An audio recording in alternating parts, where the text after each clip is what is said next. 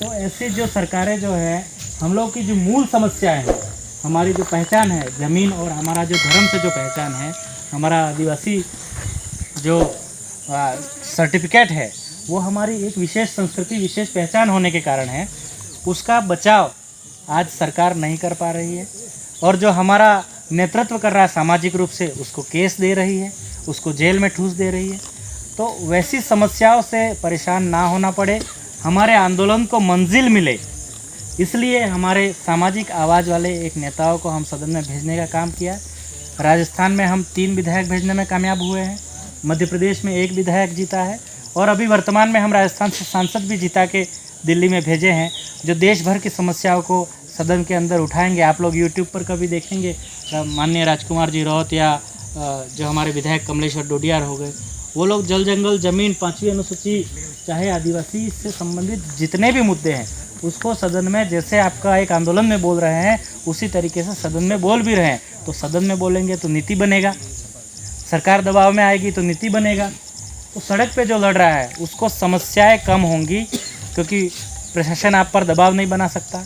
तो हमारा जो सामाजिक ताकत है उसको बढ़ाने के लिए, उसको मजबूत करने के लिए, सामाजिक ताकत जो हमारे सामाजिक जन आंदोलन है, हमारे समाज की रीढ़ की हड्डी जो है, उसको मजबूत करने के लिए ये पार्टी का निर्माण हुआ है। और जितने भी सदन में गए हैं सब आंदोलनकारी हैं, सब कहीं न कहीं सामाजिक कार्यकर्ता रहे हैं।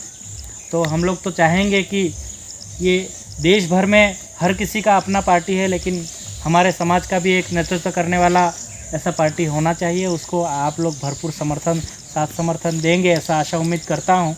और आप लोग के साथ जब भी समस्या हो तो हम लोग को बताइए, हम लोग के पास आज संसद है, आपकी समस्या को हम दिल्ली में उठवा सकते हैं, उतनी मदद कर सकते हैं। और रही बात यहाँ स्थानीय स्तर पे, तो हमारे साथ बहुत सारे जो सामाजिक संगठन जुड़े हुए, आदरणीय मुंडा जी हैं, ऐसे कई जो प्रभावशाली लोग हैं जो प्रशासनिक वार्तालाप कर सकते हैं, जो सरकार से वार्तालाप कर सकते हैं।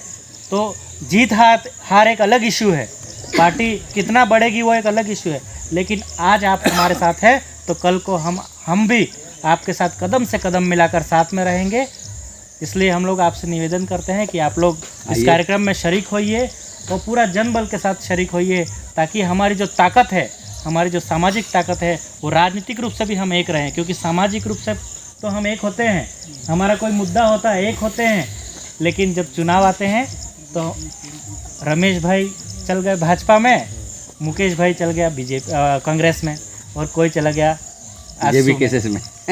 तो हम लोग का जो सामाजिक ताकत तो हम लोग मुंडा के रूप में एक कर लिए, लेकिन हमारा राजनीतिक ताकत हम खो दिए। तो राजनीतिक ताकत एक करने के लिए हमारे पास कोई विकल्प होना चाहिए।